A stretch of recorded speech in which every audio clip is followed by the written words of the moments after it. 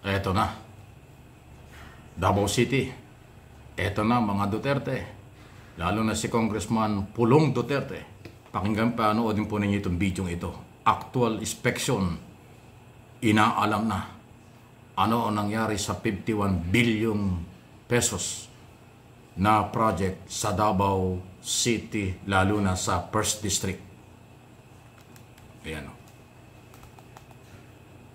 Sinusukat-sukat na eh. Di ba yung project? Bakit bundok? Sa bundok nilagay yung project? Ayan o. Si General Asurin, ang advisor ng Independent Commission for Infrastructure, at si Mayor Magalong ng Baguio City. Nagugulat kayo, bakit si Mayor ay nandyan?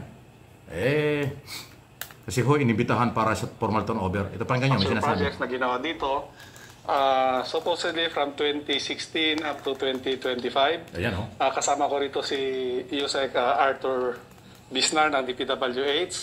And in-invite din namin si Mayor Benji Magalong, yung dating special advisor ng ICI.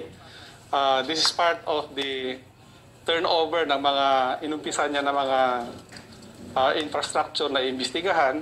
So, pinakita niya sa akin kung ano yung mga possible na mga defects, possible na mga standard ng mga materials na supposedly na ginagamit ng ayon sa specification na nasa kontrata ng DPWH na pinirmahan ng mga contractors.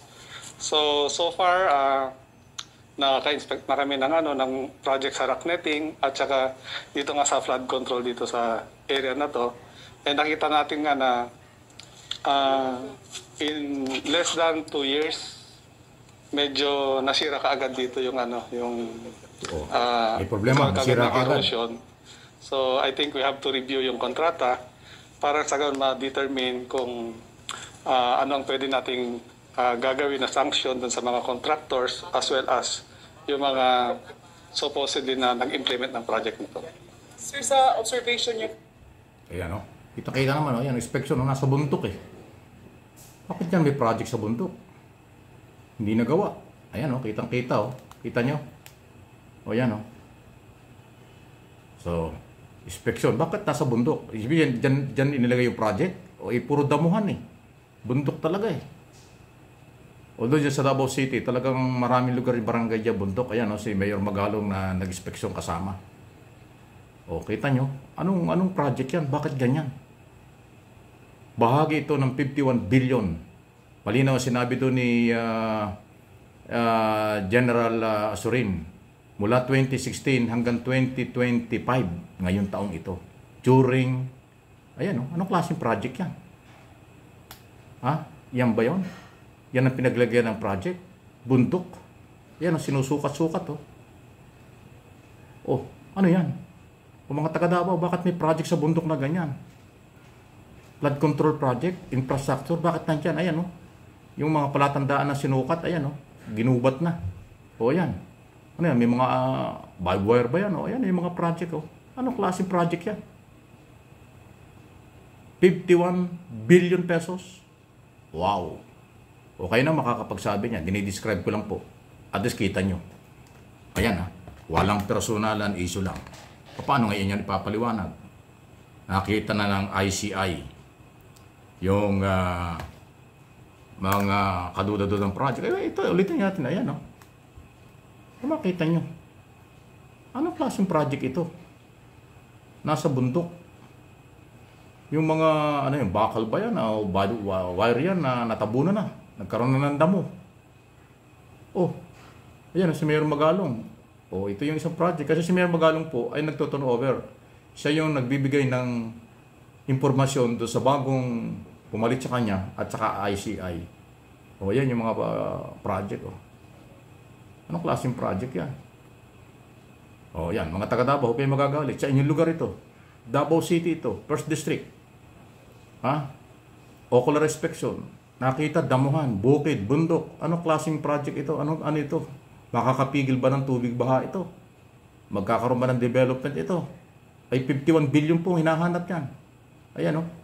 Malinaw po yung sinabi ni General Gusto Acusarin. kong i-emphasize Ayan, na ang DPWH, ito, DPWS Undersecretary. pamumuno ni Secretary Vince Dizon ay patuloy na tutulong at susuporta sa investigasyon na ginagawa ng ICI. Ang problema po ay hindi lang sa isang lugar, pero nationwide ang problema. Gaya po nito, meron po tayong nasirang project po dito. Ang nasabi po ni Secretary ay dahil meron ng na-aksidente dito sa makeshift wooden bridge na to, ay pagawan through DE or yung regional director natin ng isang mas permanent steel pedestrian bridge. Ayan, no? Wow. Oh, actual na project. O, ayan, no? Tinitingnan, no? Mga opisyal. O, anong klaseng project ito? O, ayan, no? Wow. Ayan na. Para wala kayong masabi, nakita na ninyo. Ebidensya. Ulitin ko lang baka maligaw kayo. Pero kung magagalit kayo, bakit nandun si Mayor Magalong?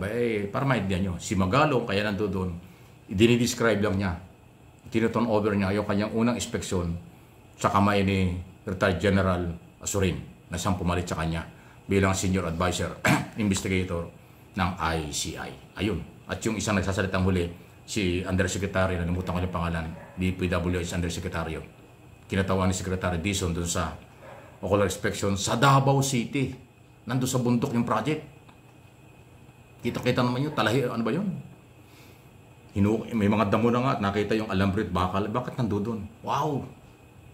Sabi ni General Acusarin, kanilang tinitingnan ito dahil ito'y project mula 2016 hanggang ngayon 2025. Sino ang presidente noong 2016? Ay di ba si dating Pangulong Duterte hanggang 2022. So another na babatikusin na naman tayo nitong mga saradong isip. Mga nagbubulag-bulag at nagbibingi-bingihan, sasabihin paninira. Hindi paninira yan. Actual inspection ng mga opisyal. Nakita nila, ano itong project na ito? Bakit nasa bundok? Bakit ganito? May problema. Pero, ubos na yung pera. 51 billion, sabi ni Yosek Cabral. Yung nag-resign at kayo kinakasuhang Undersecretary for Operation ng BPWS. Siya ang nagsabi na meron talagang 51 billion on record yan sa Blue Ribbon Committee nung panahong yon ni Duterte at ngayon ay congressman, noon ni congressman din Pulong Duterte. So ayan, pag nagalit kayo sa akin at nagalit kayo sa gobyerno, hindi ko alam kung bakit kayo nagagalit. Siguro gusto niyong pagtakpan. Ang katotohanan katulad niyan, mahirap pagtakpan. Mahirap po talaga. Harapin na lang, idepensa ang sarili, dahil kung hindi, plunder po yan. Malaki ang posibilidad na plunder ang pwedeng ikaso sa mga taong nasa likod o proponent ng bilyon-bilyong project na ito. Kasi yung 51 billion kung ginamit ng matino, maayos na nagamit sa Davao City, ay mayamang syudad yan. Magiging pinakamayamang syudad yan. Kasi 51 billion sa project eh. Ang problema na discover nasa bundok yung project. Wow, kitang-kita naman ninyo.